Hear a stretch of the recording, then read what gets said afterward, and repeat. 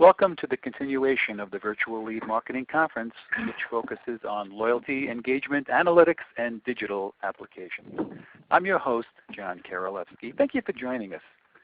We have 3 more presentations today on topics such as shopper engagement, trade spend, and virtual research. You can stay with us the rest of the day or just log in to those presentations that interest you. This conference is interactive. That means if you have questions, please type them in the chat box in the lower left of your screen. Our presenters love questions. We'll answer them along the way and at the end of the presentation as time allows.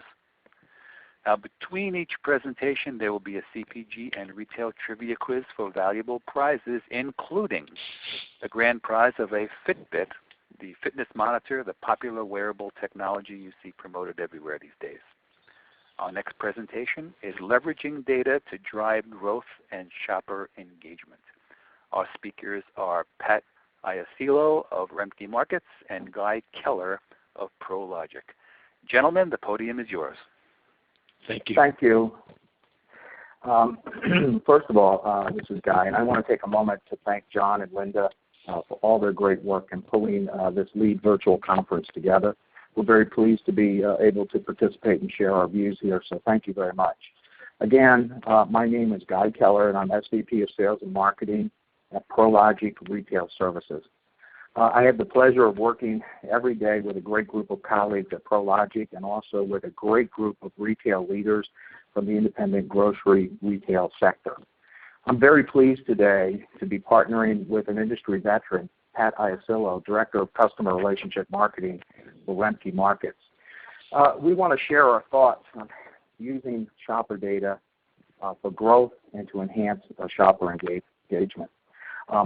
After we do a brief introduction of our respective organizations, we're going to take you through a presentation that reinforces the critical role of shopper data, how shopper data is managed, and most importantly, how shopper data is being used in a very tangible way to drive sales and further engage and engender loyalty with Remke shoppers. Pat's going to be sharing several examples of how he's leveraging the shopper data that he collects to identify opportunities and to execute targeted promotions. As John mentioned before, obviously we've left plenty of time for Q&A, so please fire away when ready. So, who is ProLogic? ProLogic is the largest third-party provider of loyalty marketing and CRM services to the independent grocery channel. We're a fully hosted loyalty CRM solution, a true SaaS model. Our customers include 52 banners and approximately 1,600 stores, and we serve everything from the single store operator to the 100-store plus cooperative and independent chains. Incidentally, we also support 80-plus supermarkets in the Japanese supermarket industry. We achieved a milestone this year with over 9 million households participating in our clients' programs, and they generate over 100 million member transactions a year. When you add all those up, it's about $4 billion in retail sales.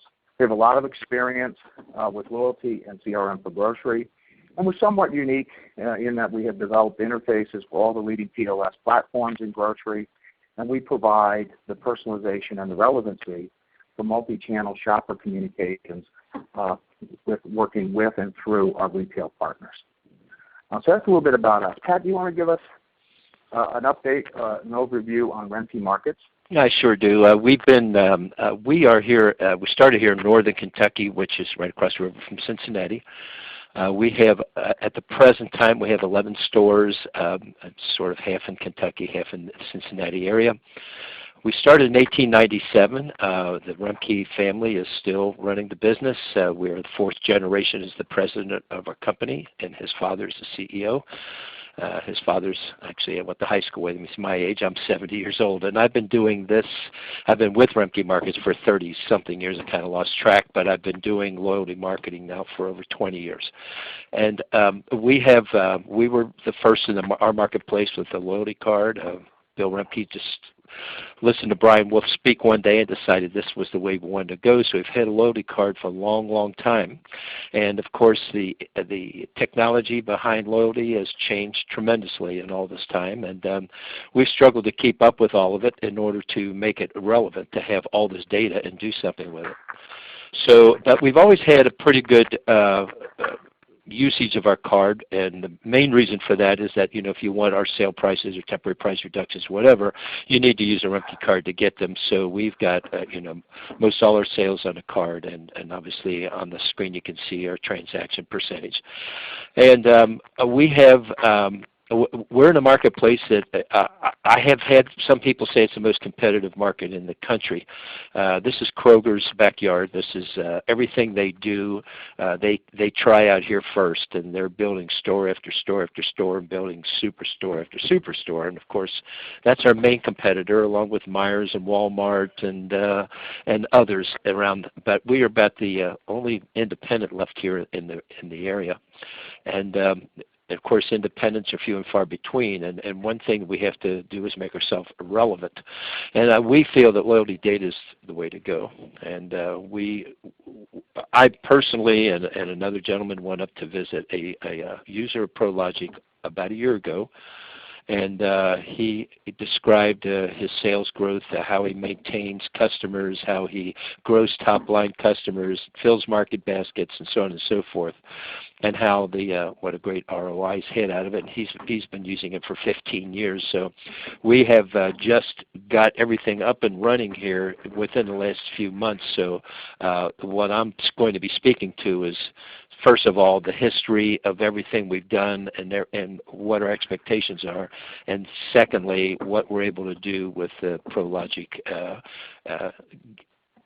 covering our back here. So back to you, Guy, I guess. Thank you. Thank you, Pat. Guy, before you go too far along, a question just came up regarding one of the points you made earlier. Could you elaborate on your work in Japan? We had been working with a group out of Japan called Japan Green Stamp. And Japan Green Stamp had a U.S. office in the Northeast. And so we had been sharing with them some work we were doing with some of the retailers in the New York market, such as Foodtown and the Agostinos. Japan Green Stamp has a loyalty program in the Japanese market, and they looked at the underlying technology, and they wanted to leapfrog where they were today.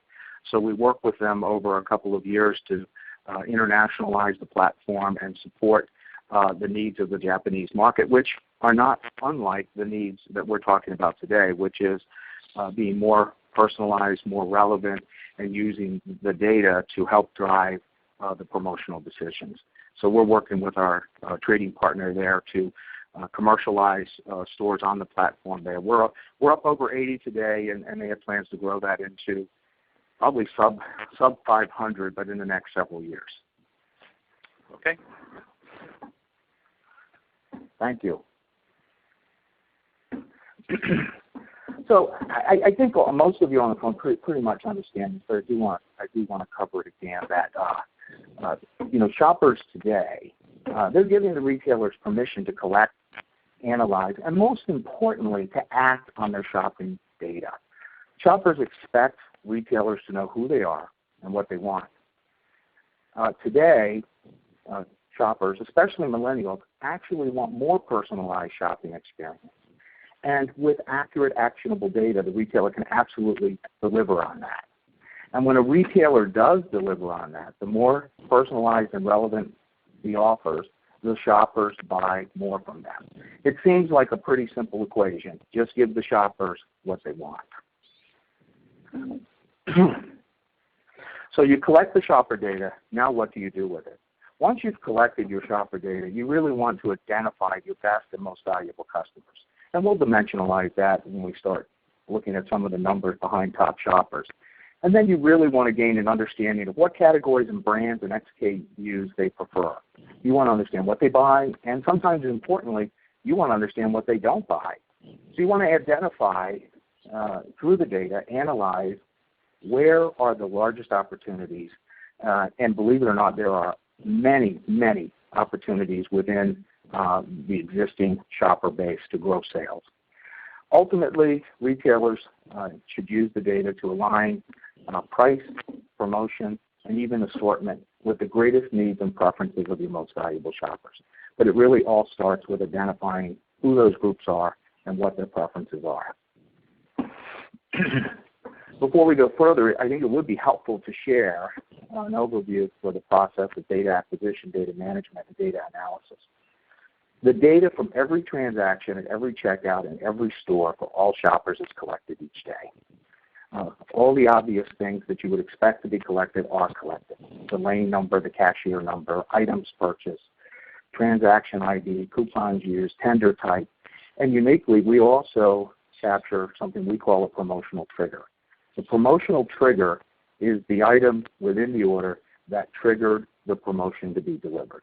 So what was it that actually was the impetus for delivering the discount, the message, whatever, into the point of sale? That becomes very important, because it allows you then to evaluate the effectiveness of various offers and promotions during the post-promotion analysis. Literally everything except for any credit card or debit or payment information that transpires during a transaction is collected and loaded into the data warehouse. The data can be used for many different purposes. It can be used to evaluate the effectiveness of a retailer's front page ad, who is really buying those items and are they better shoppers.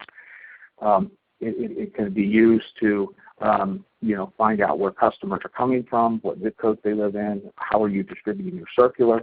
But the most important thing that the data should be used for is to create some sort of shopper segmentation.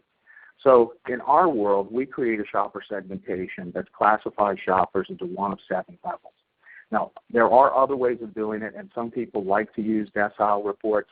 Some others used to like to use reference to gemology, such as diamonds, opals, rubies, pearls, and we do that type of segmentation as well. However, however you do it, it's very important to classify your shoppers and to be able within those classifications to understand who your top shoppers are. In our world, a top shopper is defined as those spending at least $600 per quarter or $50 per week in your store. And that's an important definition to remember when we start to talk about the importance of top shoppers. In the data, we carry over 2 years of historical data because obviously as a best practice, you're going to want to do year-over-year analysis. In addition to the shopper transaction data, we also collect and manage each of the shopper's demographics information. We collect all the routine information like name, addresses, email, mobile number, etc. And that is a best practice too. If you're going to have a program, you really want to think about all the uses and the ability to target to those pieces of data that you can. So if you're going to envision that you may or may not have a mobile club at some point in the future, I suggest you start collecting mobile numbers as just part of what you do today. And that goes for email, et cetera, et cetera. Now, we also collect something that we call shoppers' opt-in preferences. And we use those opt-in preferences to delineate whether a shopper wants to be contacted via email, via text message, multi-channel, print in lane, direct mail, etc. These, and that's very important into working with today's shoppers because you have permission to make things more personalized. However, they want to control the channel by which they receive that. Additionally, we think that you should have retailer designated fields, and this is just what we call them. You could call them promotional buckets or self-interest fields, etc. But we use them for just that, for shoppers to self-report their interest, or we use them to insert external scoring that may be used for lifestyle, life stage designations, etc. And then every one of these data elements can be promoted to.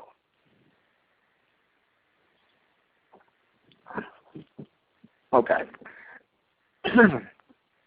How to use the data to drive shopper engagement?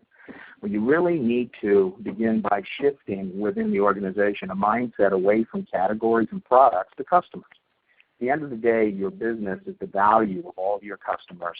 And obviously, if you're taking care of the customers and you're growing your customers, the categories and the SKUs and products will take care of themselves. You really, again, need to identify your best customers, and you really should have the objective of growing your sales to your better customers. And you do that by directing your marketing spending precisely at your best shoppers. We know markdown is a limited resource, and how we spend it should be geared towards the best return on investment, and that is often found within the better shopping group. You want to certainly identify and grow the business of new shoppers, because within the retail business, obviously new shoppers, if you're familiar with the bathtub theory, the new shoppers are those that are coming into the store, and we do know that at the bottom of the bathtub there's a drain, so you always want your new shoppers coming in to be greater than any attrition that you're experiencing. I'm going to interject something here, Guy.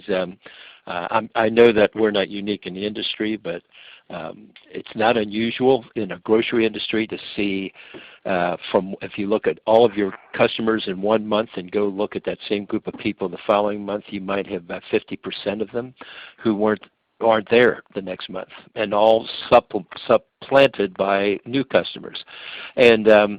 And of course, most of that churn happens in people who usually, like a convenience store, maybe spend $25 a week or less.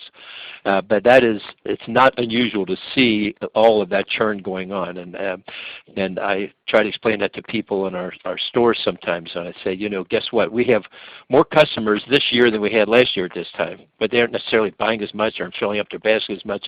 Whatever it is, whether you're up or down, there's other depth to your data that you need to be looking at, and certainly the shoppers is where it's at. Sorry, go ahead. No, thank you, Pat. I appreciate that. And then obviously, as you want to grow that business with your new shoppers, we call it trading them up the loyalty ladder, making occasional shoppers into more consistent shoppers, and provide personalized, targeted offers, obviously. And then, with the data, you can also blunt competitive openings through your marketing plan based on the data. And then, obviously, today, it's much easier to leverage the technology that's available to improve the effectiveness of your marketing. I said we're going to talk a little bit about the top shoppers, and we talk a lot about it, but why? And I think this slide does a great job of just explaining why do people talk about top shoppers ad nauseum? Well, because that's where the gold is. When you take a look at this data from a very large U.S. regional food retailer, the top 30% of the shoppers actually provide over 80% of the sales. And you contrast that with the bottom 30%, which contributes less than 2% of the sales. Now, not only do they contribute the majority of sales, they're also providing a disproportionate amount of the profit. Correct. Right. So they account for, it's difficult to argue with the absolutely critical importance of top spending households with a retailer's business. They deliver the most retail sales and, again, disproportionate amount of the profit. The data, however, does tell us that even in top shopping households, that they're splitting that shopping with other retailers. You take the data and you look for missing or under-indexing key categories and departments. Some of those could be things like paper products, produce, HBA, carbonated beverages. These are usually a good indication if you have a top spending household or a top shopper and you are indexing very low or you see voids there. That's a good indication and proof that they are shopping somewhere else for some of those goods. And where are they going? We know the discounters, Walmart, Costco, others. Pharmacies are playing a bigger role in taking grocery shopping customers. And now the online threat with Amazon and other online shopping portals. And I'll share another statistic, and this came up at least 15 years ago when I was speaking to a retailer in Michigan about the same issue. And he says, take a look at your data and look at your top shoppers and see what percentage of them are buying paper in your store. And he shared his percentages with me, and our percentages matched his, and I found about half of them. So basically, they're probably spending most of their dollars in your store. They're certainly visiting you a lot, but they're not buying any paper. Or let's just say how many dollars you're missing in pet food. You see them buying pet food once in a while, but unless they have very skinny animals, they're buying most of it somewhere else. And that's what we're talking about. There's a million different ways and categories to look for opportunities. And then if you can market directly to people using those opportunities, that's where the power is in what we're trying to do here. Right, I agree. Top shoppers already like your stores. They're coming in between 2.3 and 2.7 times per week. They're the source of the greatest opportunity for growth. And I think what can emphasize that is recently Kroger stated that 95% of its growth over the last 10 years has come from existing customers. What does that mean? They have focused on doing a really great job of understanding their shoppers and meeting their unique needs, utilizing personalization and relevancy in their offers. So there's power there. We've already covered a lot of this, but I just wanted to repeat that retailers not only have the permission, but there's also an expectation by shoppers that retailers know them and interact with them appropriately. There's really no reason, and there's an expectation on the shopper's part, that if there's no more cat food offers for dog owners, and certainly no baby products for empty nesters. They're really saying, hey, you can use my data, but in return, I really have a high expectation of great offers on products that are relevant to me. Now, when you do target and you target effectively, it creates somewhat of a productivity loop or a virtuous cycle, whereby, if you have highly targeted offers, they have higher redemption. And those higher redemptions are higher purchases. The more purchases you have, it improves the quality of the data that you have on a shopper. That improvement in quality of data creates a more opportunity for even more relevant offer opportunities, and the more relevant offers lead to higher redemptions and higher sales, and so on and so on. So the net effect of targeting effectively is to increase the sense of loyalty with your best shoppers. In the next several slides, Pat is going to review several promotions that Remke has recently executed, and he'll share with you their associated results. And Pat made a great point that we've been working together for about the last 6 months, so we're not all the way to bright yet, but we're in the early stages of building out the targeting and the opportunities that Pat and his team can go after. And one thing I want to tell you is that ProLogic, other than giving us great technical tools here, excuse me, my screen just went out. I got to re-log on to my screen.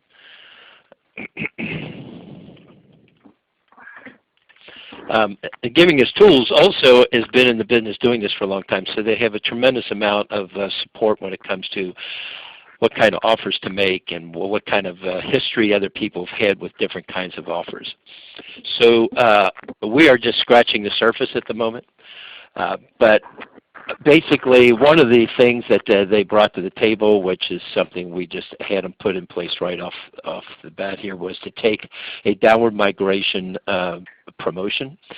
So every number of weeks we identify top shoppers who are declining in sales, basically looking back over this amount of weeks compared to the next segment of weeks. And if they have downwardly migrated in their sales, then we immediately give them offers, and those offers are designed to bring them back up to their previous spending level. So, for example, in that third bullet point where it says level 1 to 3, so they've gone down 2 or more levels. We give them an offer for, say, $10 of the next offer, and the detail of that is to get them back up to level 1, okay? And level 2 is a $5 off, and that's to get them back up to at least level 2, and so on and so forth. So, but you get the idea. And this is all happening automatically in the background. This is sort of hands-off for me, other than measuring things to see how it's doing. And as you can see here, that after the promotion is done, that over 30% of the people get back to their original spending level, which is a big deal, because obviously you're kind of stopping up that bathtub a little bit, and you're identifying these top shoppers and making sure that you can keep their basket. So it shows here that 1,050 members redeemed the offer. Their net sales increased close to 30% during the promotion period for redeeming members. Their transactions increased almost 8%, and their sales increase was 4.3 times bet greater than the expense, which obviously the ROI is the bottom line here for us. We can't afford to spend one penny on anything we're not going to get money back on. So this is the power of the technology, because we're focusing offers to specific people. You know, anybody could put something, a big loss leaders out on the front page of the paper and drive some traffic, but you know, at the end of the day, you can't keep that up and stay in business.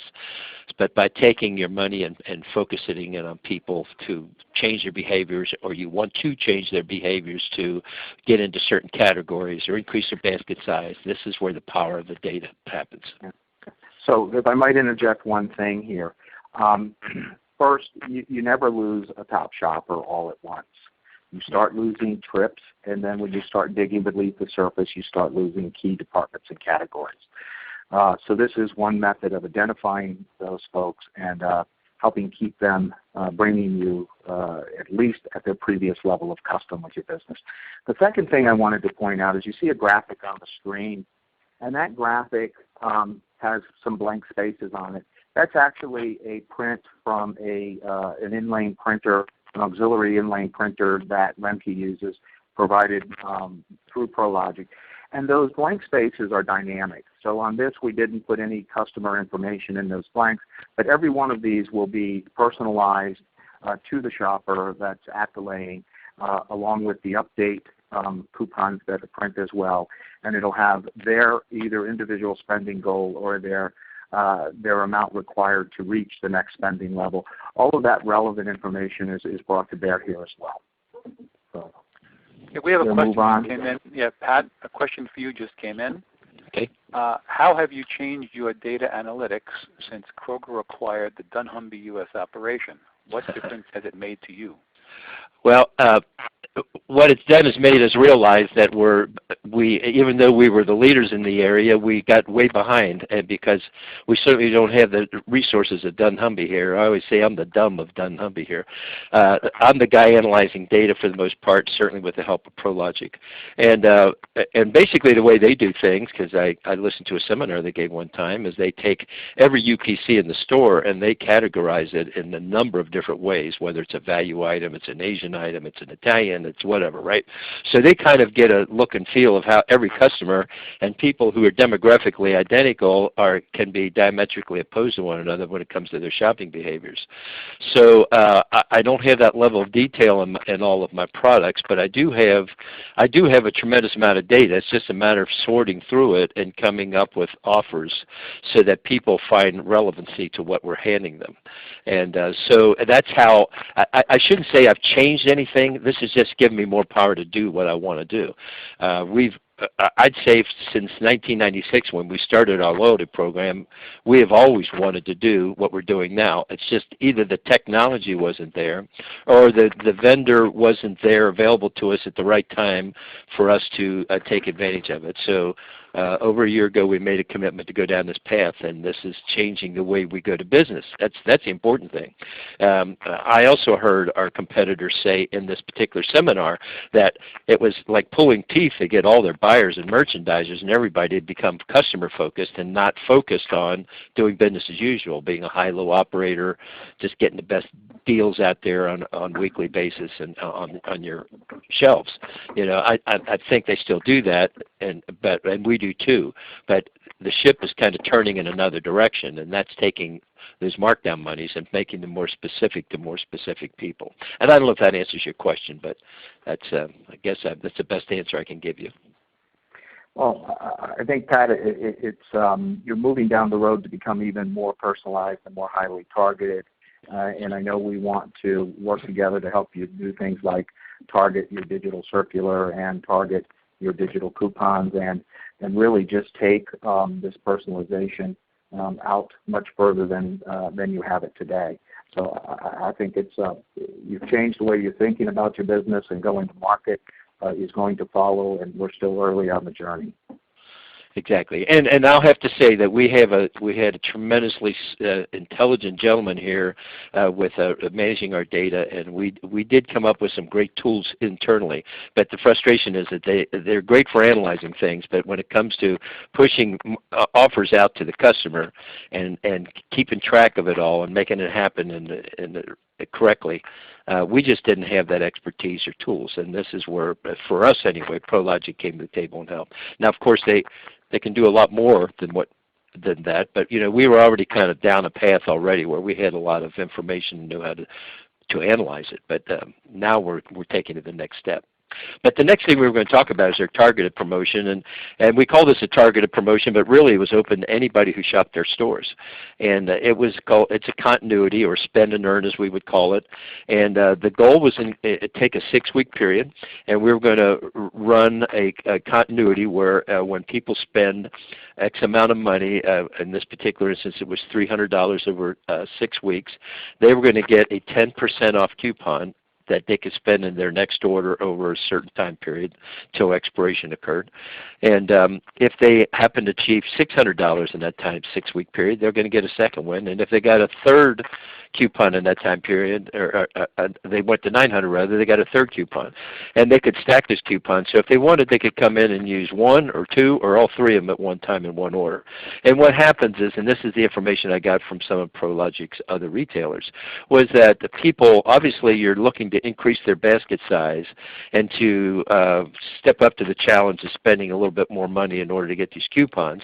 But when they go to redeem the coupons, that's when the basket sizes really increase, because they want to take advantage of a 10% off or 20% off. And so we, I guess I can't remember the next slide, but I think oh yeah, here's the information. And I looked at it a little differently myself as far as number of weeks, but this is all totally accurate. We're not hiding anything from you. But of all the redeemers, they increased their sales by close to 20%. And they increased their transactions by 15%, because you can see now that if you put those two numbers together, it's telling you that obviously their basket size is also increased to get to the sales number of 19%. So if their transactions are 15, then their sales per transaction had to go up even more. They increased the items purchased by 26%. They increased their sales per transaction by 4%. That's the number I'm talking about. And sales increase was 7.3 times greater than the expense, ROI again. And of course, the challenge is engagement, making sure that everybody knows what's going on. We copied a retailer up in New York, Foodtown, a guy I mentioned before, but we went to visit him, and he showed all the signage he's got in the stores and all the stuff that goes on at the registers and the engagement with the cashiers and everybody in the store talking about this promotion with people to make sure they're aware, making sure they see this 10% off thing, or they see the tracker coupon as we call it, where it shows, well, this is how much you have to go to reach your next coupon. So all of that is extremely important. So anyway, there was a great ROI on it, and we were perfectly happy with it. We're going to keep running continuities and spend and earn type things. We've got them planned out almost always here for at least until the end of our coming fiscal year. The next one was a vendor-supported promotion. Now we're just getting into this. I've got actually our buyers. They go up to our warehouse people and meet a lot of vendors, and they're all waiting in line to get involved. And we have I'm just now getting in to try and get all these things set up for them. But we have vendors who are, and CPG people now understand, because, and I'll give you a little history. 10 years ago when we tried to do something like this, it was like pulling teeth, because CPGs, that isn't the way they did business. But thanks to our competitors, basically this is the way they want to do business. They want to spend their marketing money more intelligently. They want to target it towards people that are likely buyers of a product. You want to want people to test new products. They want to try and increase the usage of their product. So the beauty of the ProLogic system is it's not just measuring one transaction, it's measuring over multiples. So we could take an item and say, okay, buy 4 of them over the next 6 weeks and you're going to get this back, right? There's a tremendous amount of ways you can go and market to people with the way this technology works. But in this particular instance, what we did was we went In Cincinnati area, if you're familiar with us, we have this what we call Greek chili here, Gold Star, Skyline, so on and so forth. There's people come in here and think it's disgusting, and other people love it. So but Gold Star is one of those. And what we wanted to do is go out and find these heavy users, and Gold Star had this new item, and it's a freezer item. So we just simply went in and looked at our loyalty data, picked the top, I think 5,000, 6,000 users of their item, and we identified them, gave it to ProLogic. Here's what the coupon's going to say. They set it up for me, and then they ran it to these customers. Excuse me. This is what the coupon looks like. 250 redeem the offer, and in weeks 3 and 4, average redemption rates increased to 5.2%, and average basket size of redeemers went up 3.5%. So that's great for us, right? Compare that to what a normal CPG coupon would be, where people spend all this money to go out and put coupons and papers, and if my memory serves me correctly, 2% is a huge redemption rate for them. This is targeted, so obviously you're going to get a higher redemption rate. Were you going to say something, Guy, or was that just noise? I'm sorry. No, the only thing I would add to that is that for our CPG partners on the phone is that there is the ability to obviously target your heavy users, and we find that when we do that, believe it or not, there's still more room in those pantries for your products with the people that already like you. What we typically see is through source or volume and post-promotion analysis is that it's the people that buy your brand, but they've been lapsed for whatever reason, and they haven't purchased you in the last 12 weeks. So depending on the periodicity or cycle of purchase, that could be quite a large number and a great ROI for your spend. And I'll share one more thing with you. I hope we're not going long here because I tend to talk a lot. But there is technology, even with any database, that where you can actually go in and find likely users of products who don't even buy a particular category right now. And I have an example I did a number of years ago where we identified somebody who didn't buy a category by looking at the things in the basket of people who do buy the category. And then we found that the likely users redeemed at twice the rate of people who you just asked to switch within a category. And then the people who redeemed out of both those groups, the likely users bought again at twice the rate. Okay, so that's a powerful thing for a retailer because obviously as a CPG guy, you would like to steal your competitors and move them to your product. For us, it doesn't do us a bit of good. What we want to do is grow sales, and we want people to buy in certain categories. But what if you're a CPG person, what if you can move people into a category that they're not buying at all? And not steal anything from your competitors, but you are the choice in that category. That is very powerful, and that's easy to do in this system. So we are bumping against time, but I'll go through this quickly. But as you can see from what Pat was talking about, is that the results are sales growth, margin growth, and a more effective marketing spend. And obviously, you want to be able to work with your CPG partners for the proper types of offers that will deliver the quantifiable and positive results. In the last few minutes here, I just want to cover some work that we've done thinking about benchmarking loyalty and CRM. And so we think it's vitally important to measure the success of our retailers' loyalty marketing efforts. And in these next couple of slides, we're going to show you the results of what we've worked with loyalty expert Brian Wolf to create. And that is a set of quantitative metrics that we use with our partners to benchmark and evaluate, are we making progress or not? And there's really three focus areas here. One is the activity metrics, and really what this is going to tell us is the program widely accepted? Is there integrity to the resulting data, or does it need help to get restarted or jump-started, or is there just not enough value in what you're offering to your shoppers to make them want to engage with you? The second area is top shoppers, and we talked a lot about top shoppers, and I think you know why. That's where the money is. It's like Willie Sutton, why do you rob banks? That's where they keep the money. Why do we go after top shoppers? That's because that's where the spend and wealth is going to come from. Are we growing top spending households, or are they declining? And measuring that as a percentage of total volume, and also taking that down to store levels. And that is absolutely best practice. You have to measure what you expect, and what gets measured obviously gets done. The third focus area is really around new shopper metrics. How many new shoppers are you attracting, and at what rate? Are you able to retain your new shoppers? Are you able to grow new shoppers into better shoppers?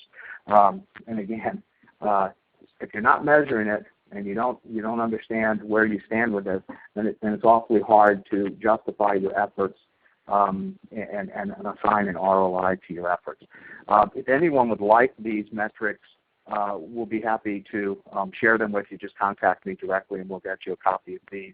And I can even walk you through individually what the measures are and why we believe, along with Brian Wolf, that they're vitally important to continue to measure on a month-by-month basis. And then in closing here, data-driven marketing is a highly effective means of growing sales and margins. Shoppers are expecting relevant offers today, and they're willing to engage more with those that offer them relevant offers. Loyalty marketing programs there's a lot of choices out there. They're affordable, they're easy to use, and they deliver a positive ROI. And the last thing I'll leave you with is that in all cases, data should be driving the decision. And with that, I want to thank you for your time. We have a couple of minutes left if there are some questions. There are a few questions, yes. One of them is, are these goals across the board, or are these examples for a specific client? No, what this is we work to create a set of quantitative metrics and benchmarks that we could use to measure our clients and ourselves across partners. So we provide both the benchmark, and then we measure against that benchmark. And we have clients who exceed in those three areas. We have other clients who are sort of challenged in a couple of those areas. But this is a way of working with them, in more of a strategy development to understand where we need to improve the activity measures and what may be causing them not to be meeting these benchmarks. And these benchmarks, while they're aggressive, they're attainable. Okay, another question. What does personalization mean in the context of your program? Well, personalization, there's two things. Personalization is probably overused and is almost, it's not trite, but it's getting close. Personalization to us means we know your name and we can interact with you in a way that tells we have some idea who you are. To us, personalization really needs to go to the next step, which is relevancy. And that is really not only being able to talk to the right customer at the right time, through the right channel, with the right audience, with the right offers. And that's really personalization. Okay, one more question. Please describe the auxiliary printers used in aisle to deliver offers. Are they Remke's own and other vendors? How are they linked to the POS? Well, the in-lane printers are, depending on our partners, they're part of the program that we have with Remke. So they are Remke's printers. We maintain those printers for them. They are high-speed printers. They're 3.5-inch printers. And I don't want to misname the make and model, but they are very fast. And we hook them to the POS through the local area network in the store. And as our POS integration communicates to the POS, it also has an opportunity to communicate real-time with the printer to have it print a message and or offer at the time that person's at the lane.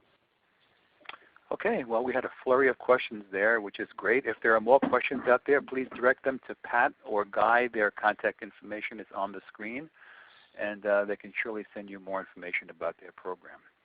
Thank you both, guys.